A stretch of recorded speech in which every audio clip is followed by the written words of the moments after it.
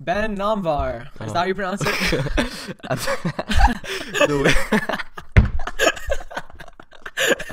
Well, this is really funny. Okay, so basically, the way I would say my name is I would say Namvar, but obviously like the way you would pronounce it, like back in Iran, Persian heritage would be Namvar probably. Yeah, like Persian. I have some cousins that say Namvar. Whenever we look at, the political world today, well, first of all, diversity of opinion is great, right? Yeah, beautiful. I agree, 100%. It's one of the fundamental values of getting involved in government-related affairs, legislation, and being able to freely speak your opinion. Right, being able to freely speak and not be afraid of doing so. Exactly. Yeah. What do you think about the current political turmoil that's happened? We've all seen it unravel over the course of the past few months, not only in America, but specifically America, because for our viewers, they're specifically in America, but it's happened globally, right? It's happened all over the world. People are literally being killed because of their perceptions on certain policies, being canceled. We know cancel culture has been hot a lot, which is something we've discussed even before this podcast to make sure that, we don't get stuck into that as well. So personally, I'm a human being. I live in America. I have issues with both sides, and I obviously have some strong opinions about those, which I'm not going to share on this show.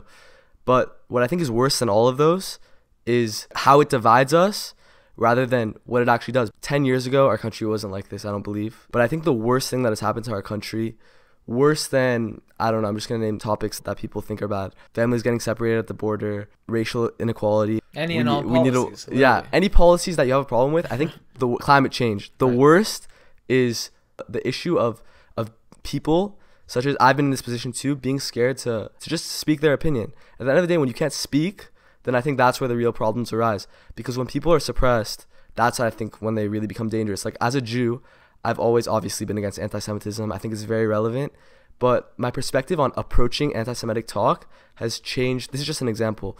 Within, like, the past 2 years. Like, the wrong way could be more dangerous than not saying anything at all. I'm not saying we shouldn't say anything about it, but I'm saying the approaches that people have taken to certain political issues have been good-hearted, but I think they've led to unfortunate outcomes, whether they know it consciously or subconsciously, and I think this comes from all sides of the political spectrum. And within the individual's life and within the people around them in society, for sure. That's being like if you're like, especially with identity politics, like for example, like if you say like I'm part of this group and like you're generalizing groups, like that's, I think, when you've already lost, and that's like something that I personally like don't really agree with. Like, even, and it comes from all sides. Like, you say, oh, this guy's on the right, like I hate people on the right, like I can never be friends with people on the right, or this guy's on the left, I can never be friends with people on the left. And it speaks to basically what is your objective with calling yourself a certain thing, like you just said. But also, like, the way that the two-party system is designed is in a way that is not beneficial for anyone, because you have certain policies that you have to abide by and you have to agree if you want a certain party or candidate to win the election, right? So, like, for example, I'll give you a couple of my stances, right? Yeah. I'm pro-life. Yeah. Relax. I'm pro-life. And I'm also anti-gun. Why can't I have a voice in the political system? I can't. Yeah, of course. I can't. I have to choose one or the other, right? Which one do I support more? I have to abide by all those rules. I have my own diverse opinions, right? We all do, yeah. Right. The two-party system does not allow you to express. And it also forces candidates to change their positions on stances just to get elected. For example, like, for example, Donald Trump. Yeah. I feel like, I mean, whether it's real or fake, like, he changed a lot of his opinions whenever he went to run. And I feel like Joe Biden did the same thing. Like, Joe Biden, whenever he was vice president with Barack Obama, he had many different stances than the ones he has today. And I think the reason is because you're trying to appeal to different voters. Right. And that's what the two-party system does, and it makes you appeal to one of two parties. Right. And even though, like, personally, I would agree with there's third-party candidates that I really like, but I know I can't vote for them because I know they would never win because they don't meet the qualifications to it. Like, no one's gonna vote for them. But at the same time, I think the two-party system does have a place. Out of all the countries in the world that are this big, I think the United States has a system in place that's honestly one of the best, one of the most efficient. Like, for example, if you look at Israel, they run through a parliamentary democracy system. And they're about to go do their third election in, I believe, like 2 years, okay? And they still can't decide a leading party. They don't vote in leaders. They vote in a leading party because parties can't come to mutual agreements, and that's how it works. And it is really effective when it works, but when it doesn't, it's not. Have you ever had to restrict yourself from speaking about policies in public for fear of being shut down, for fear of being canceled or 100%. Shunned by society? I was part of an extracurricular called Youth in Government. Long story short, we're in a meeting, and it's no secret that in California, it's obviously majority, I would say, like, left-wing views, especially among high school students. So during our meetings, we would debate topics, and there would be many times where there wouldn't be a person on the side of the opposition to the left-wing approach to speak their side. And I would find that as a more right-wing person myself, I found that I had more right-wing views. Actually, through this program, I found that, like, before I had no stance. But I would find that every now and then I would be that person to speak the other side. And I wouldn't be hated for it or anything like that. But I remember one time it got to a point, actually 2 times it got to a point, the director literally told me to stop talking. And after that, I was just... The director? Yeah, the director. It was not like the director of the whole program. It's like our delegation. It's only 150 people in our delegation. Right. So it's the director of that. I mean... She's a great woman. Very nice. I have nothing against her whatsoever. I don't know. Maybe what I said could be triggering. And I didn't see that the students had as much of a problem as some of the directors did. But it came to a point where, like we said, cancel culture can be very dangerous, and people get offended really easily these days. Right, it's really and at this sad point, it because, doesn't matter what you believe, everything you say. Yeah, because they would ask a question in a debate, and like how, and this is what I thought, and a lot of people thought, is that there wouldn't possibly be a way to debate the other side without offending someone. Right. Oh my God, I agree completely. This is a quote from Jordan Peterson that I heard a while ago. Yeah. In order to have a genuine conversation, to be able to make positive change in the world, you have to risk being offensive. Exactly. In order to voice your opinion, in order to have and exercise your ability to speak freely, to think freely, you have to risk being offensive. And remember, he said that to someone after they said, I think it was Jordan Peterson, right. After they said something offensive. She said something offensive. She was like, what about my right not to be offended? At the end of the day, you don't have a right not to be offended. You have a right not to be attacked. You have a right not to be physically assaulted. Right. If I'm your basketball coach, right, and you made a really, really stupid play, and I tell you that was a pretty stupid decision, you could be really offended. You could go home and cry about it. But you could either take that offense as, shit, bro, I'm going to quit. Like, why would I do this? Or you could take it as, you know what, I'm going to be like Kobe. I'm going to wake up at 4 a.m. and I'm going to put in the work to become a better basketball player. So whether or not he meant to say that as like, you're a trash basketball player, at the end of the day, like, you don't want to be taking those shots. So you could even take like haters, which often have bad intention, to better yourself. It's like, you can't give the haters a reason to be right. And the haters, a lot of the time, even though they're hating, they could be very right. And at the end of the day, whether it's anti-Semites, anti-Israel people, whatever, when it comes to anti-Semitism, it's wrong. Anti any group of people for being born into something, I agree, in my opinion, is wrong. You can't be mad at someone. Not even just for being born into something. I think instead of being anti anything, we should be pro something, right? Anti has that negative connotation where you're against anything in that group, which maybe there's some reasons to be against everything in certain groups. But generally, it's better to be pro something than to be anti something. Yeah. Because saying anti says, I reject your ability to do this and this, or believe this and this. But being pro something doesn't necessarily reject anything. Yeah. It just promotes something. And I think that's the positive connotation that we have to make sure we're putting into all of our words, into all of our And at the end of the day, if intentions. you want to make the world a better place, I really agree with that. If you want to make the world a better place, you have to have conversations like what we're having now. Right. Like, I don't agree with everything you said. No. But like, how are we gonna like make the world a better place by saying like fuck you? Like, I don't agree with what you're saying. Like, we gotta have these conversations, and by saying you're anti anything, you're automatically shutting that down. One of the analogies that I heard not too long ago, which really opened up my mind a little bit more, it goes like this. I'm going to read it from here. The left wing of politics and the right wing of politics are all equally necessary in order for the bird to fly, right? In order for the bird to prosper. In order to maintain the Democratic Republic of America, you have to have a healthy right wing and a healthy left wing. Right? What do you think about that? I thought that really opened up my eyes. Let me say it like this. When you have 350 million people are always going to want to listen to the people taking polar opposite sides. The middle is never appealing. Just never is. If you want anything to pass on either side, okay, you got to have the other side arguing with it, or else the only thing that's going to happen is that one side is going to rule everything. Right. And then what happens? The bird has to go. Exactly. Like, we don't want like a whole like right wing like run country, and we don't want a whole left wing run country. I think everyone agrees with that. Right. If either of the wings are heavier than the other, it's gonna go downside. I mean, unless you're really like a communist and you want like full communism, or else you're like unless you're extreme. That's yeah. what Unless you're extreme, like the majority of people don't want that, and the fact is the majority of people are right, because that wouldn't be effective. Right. And that Too much of anything is so in my bad. opinion, and this is completely my opinion, and I think you agree with me. Yeah, I mean, it could be opinionated, but also I'm sure there's something to back up what we're saying in terms of if one side rules, the whole thing goes to crap. Yeah. So yeah, like I said, I think both sides are equally important in order to maintain a healthy, balanced system, not only in America, but for the globe, for the world, for people to be able to hear each other's opinions. And I think without that, again, it's just going to go totally lopsided. And I think that's one of the things that's happening today. I think as we see more people are becoming angry, and not just being angry is sometimes a good thing, right? So you can actually figure out what's the problem and solve it.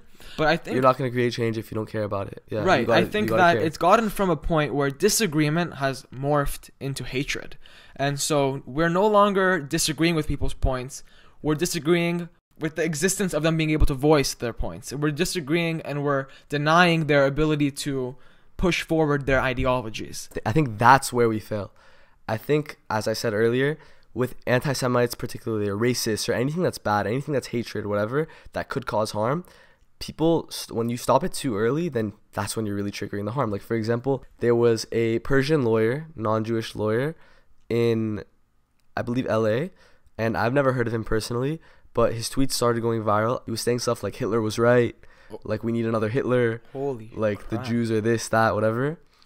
And basically, like, his Twitter account got deleted and stuff like that. So I never saw the tweets on Twitter myself, but I saw them, like, relayed everywhere. Oh my God. Wow. And I had people, members of my family, friends, people I'm associated with, everything, saying, let's ruin his life. Let's make sure he never tweets again. Let's make sure he never goes on Instagram again. Let's make sure he never gets business in LA again. And while at the end of the day, I don't wish good upon this guy, like, I don't think he's a good guy from what I've seen, I don't think that's the right approach personally. This is why I think so. I think what he said is, or what anti-Semites say a lot of the time, is obviously wrong. Like, when you're hating on a group of people, it's wrong. We talked about this already. But it doesn't become really dangerous until you start suppressing them. Because when you start suppressing them, that's when they go to the threats. That's when they go to, like, oh, no one's listening to me. Like, I have to go kill a Jew. Like, I have to go. Like, I want to let my anger out. I laugh out of nervousness because that's what happens. That's literally what happens. And by doing what a lot of people I know want to do, by, like, ending this man's life, like, you're literally gonna put him into a situation where not only are you giving him the attention he wants, so he's gonna gain more following from that. Like, he's going to gain more people saying, oh, you're getting suppressed. The Jews are suppressing you. Like, F the Jews, bro. Right. This is what, and they'll gain a lot of supporters through that. At the same time, I don't agree with the principles. Okay, like, for example, feminism. Okay. Let's bring up feminism. It's a very, very similar issue. Feminism is literally, by definition, the advocacy for equality of the sexes based on advocating for female rights. And it's based on the principles that we all want equality for the sexes. Absolutely. I mean, no, we don't all. Like, there's people that are actually sexist. But right. Like, every rationally thinking human being does. Every rationally thinking. By that definition, I call myself a feminist. Yeah, by that definition, I call myself a feminist. I think just identifying people by their race is, like, such a dumb thing. It's disgusting, honestly. Unless it's really necessary for the conversation. But I think generally, like you say, identifying people by their race or their collective really puts you in a negative situation, because that person is now being the face of that collective. If we were to look at each other as individuals, as me and you, right? We're looking at each other as people, right?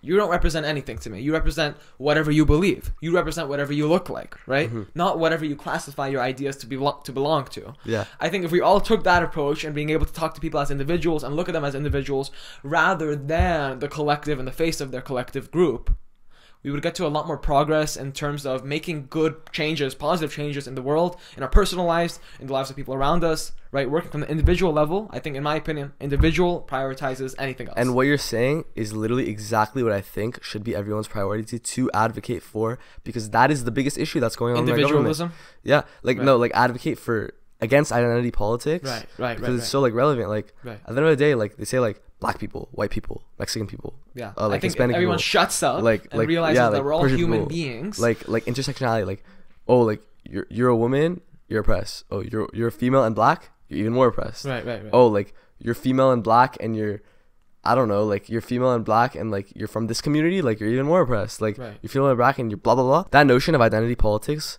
stems from the same place as racism, because it's all generalization. When you're an anti-Semite, you say Jews are this, Jews are that, you're generalizing Jews. When you are saying identity politics, you're saying black people are oppressed, you're generalizing black people. Right. White people are the oppressors, Oh you're my generalizing white goodness. people. I just think that by generalizing people, you're literally forcing them to think differently about themselves. And it really changes, not even think differently about themselves. You're forcing other people to think differently about themselves by walking up to, I don't know, like a white person on the street, for example. You might think differently of them. It makes people racist. Like at the end of the day, It causes racism. And you racism. even see politicians Right. like today saying black people are blah blah, and they're generalizing it, or white people are blah blah, Hispanic people are, Yeah. and they just generalize a whole race, and that's literally the same as saying I like agree. Jews are bad, and that's what anti-Semites say. Right. And it's the same thing. Or Jews control When you're the generalizing, world. or like yeah, or Like, am I controlling the world? Yeah. I'm Jewish. yeah, or like by me saying white people are great, like what? Not all of them are. Yeah, like not all of them are. Right. You know, like, or like white people are terrible.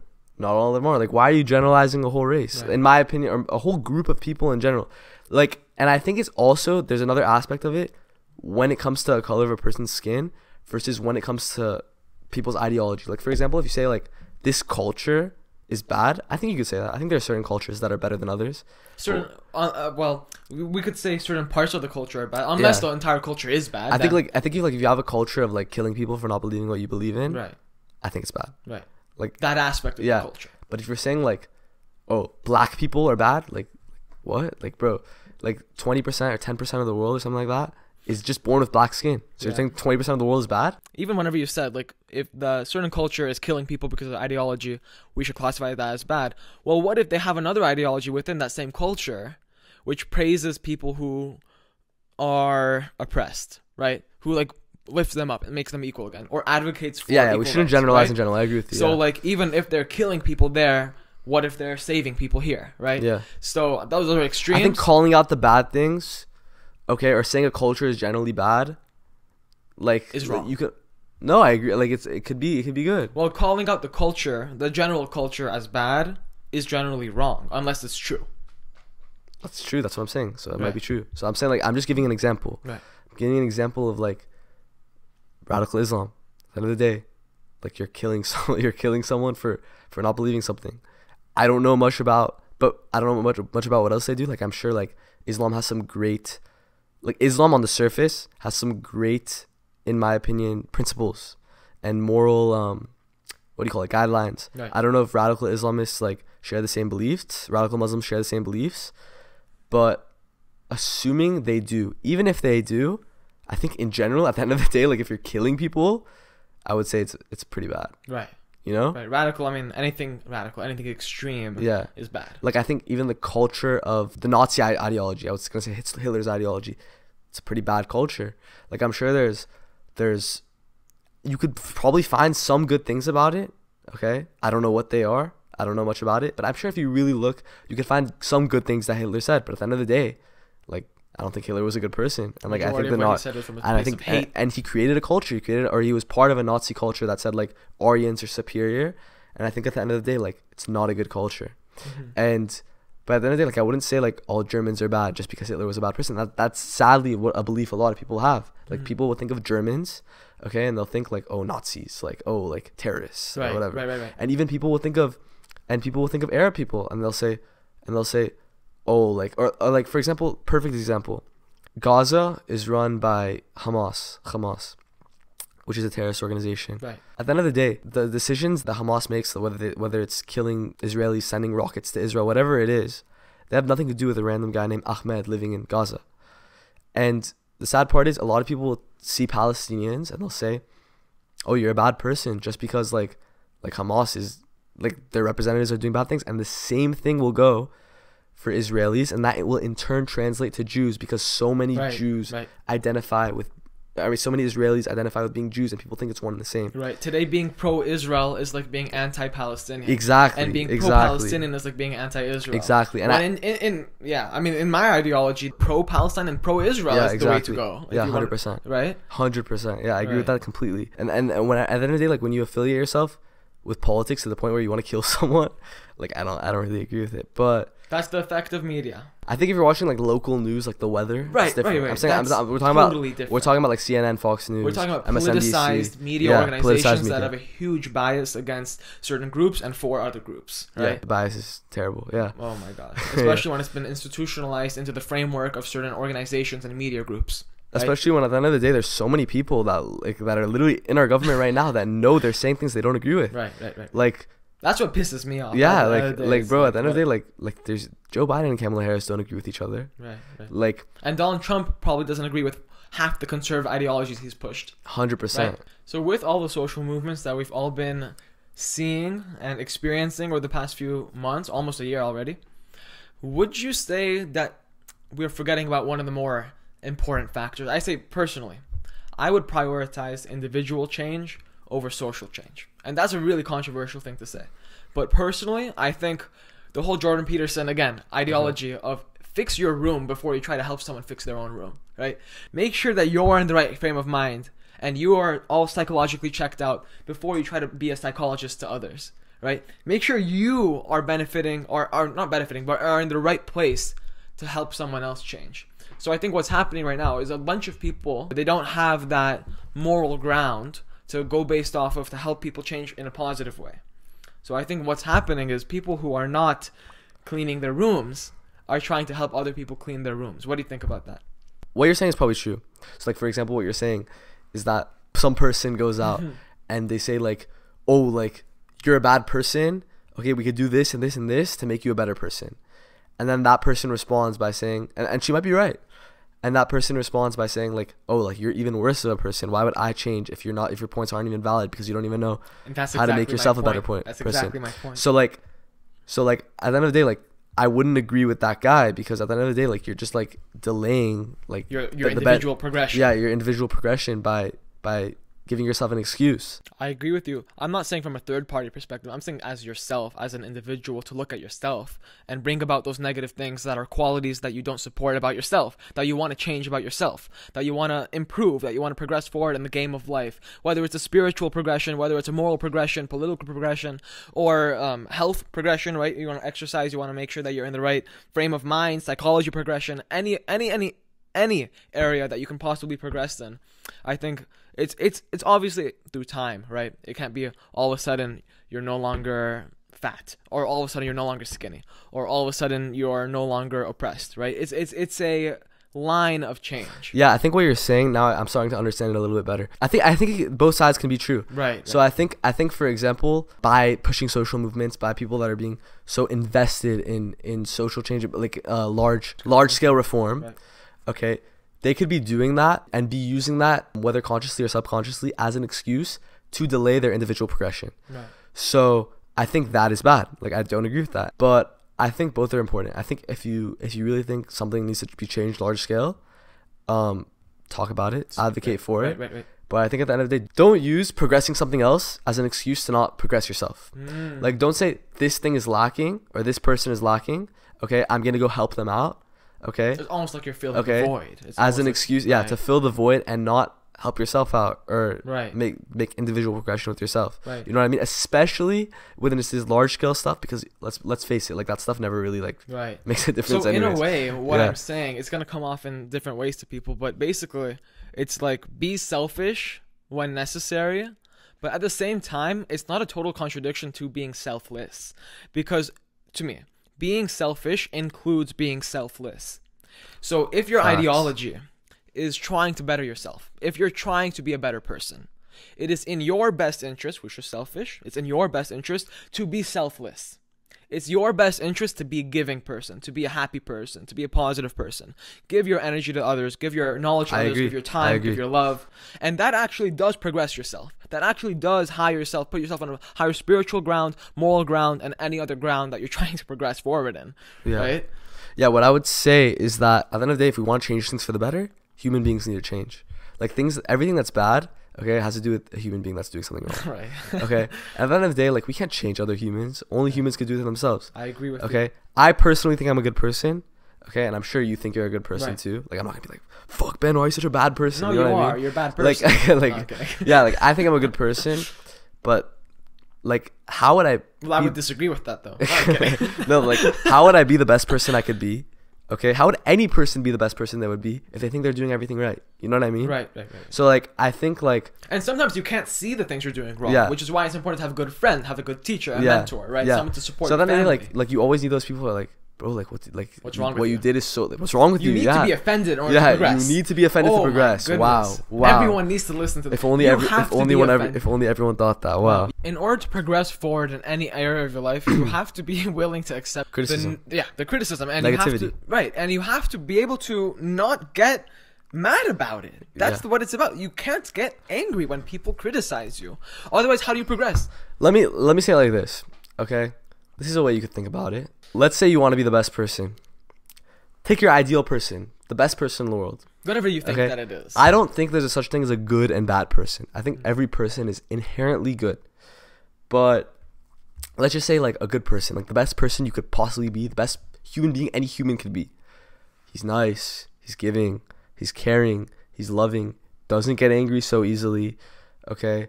Walks into a room and it's peaceful. Peace is the best. Peace is the key to life. Like everyone wants peace. Right. That person, okay, is like the best person, for example. They have nothing wrong with them. Okay? But then whenever someone tells them that there's something wrong with them, okay, would they be the best person if they just like randomly said like, no, like F you, like what are you saying? Like how dare you disrespect me? There's a reason that You know what I criticism mean? exists. You know what I mean? Like no one likes, like for example, like I'm not a person to like get mad at people like often or like Right. critique people or whatever. But like whenever you go up to someone, whether you're trying to start a fight or not, and you say something a little bit offensive or critical or anything like that, the last thing you want them to do, the last thing any human being wants them to do is get mad back at you. Right. Like the last thing you want them to do by me saying like, oh, like your hair looks bad today. Thank you. Or like you, I don't know. I want to say that like oh like you kind of messed up on this podcast a little bit. Right. Like the last thing you want, like the last thing I want you to do is say like, bro, like what's wrong with you? Like I'm never talking to you. Like you're such a bad person, whatever. Oh, I shouldn't say that? Yeah. Say, Yeah. you know, Like your hair isn't that looking too that's the good last thing today. I would want you to do. Yeah. Okay, or even if I'm saying it in a more angry way, like let's say like I'm a messed up person, like I'm trying to start a fight, like I'm in a bad mood and I want to start a fight. Okay, at the end of the day, like even if I want to start a fight, at the end of the day I don't want to start a fight. Like people would like somehow like for little short segments, like they want to start a fight, like they're in an angry mood, like right at the end of the day. But at the end of the day, like you might want the fight. I'm not this type of person, man. I know there's so many people like this. You might be heated for 2 seconds, but what you want the most is to be in a position where you're not heated, whether you think that consciously or subconsciously. And the best person would be a person who gets you in that position. So at the end of the day, the best person would take criticism. We've reached the end of the day. Yeah. At the end of the day. Yeah, at the end of the day. So if you want to be the best person, okay, you have to be that guy. Do your best to be that guy. And at the end of the day, when you get criticized, be the person, okay, that gives the responses that make people comfortable, okay, that show that you understand them when they criticize you, whether they're doing it out of hatred, whether they're doing it out of love. Or if there's validity there. Yeah, right? if there's validity, whatever. I came up with this analogy like 2 days ago, which was like, learn from the past, be in the present, and prepare for the future. If you can do those 3 things, we will all be in a much better place than we were yesterday. And then we were 2 years ago. Then we were 50 years ago. And I think we all struggle with that. And once I kind of realized that, that's when my life started to take a turn. That exact thing that you said. That's amazing. Thank you so much, man, Of Namvar, course. for coming onto the Lifted Of Talks course. podcast. I mean, this has been a really delightful conversation, and I hope to have you back on the show. Of course. Thank you so much. Thank you.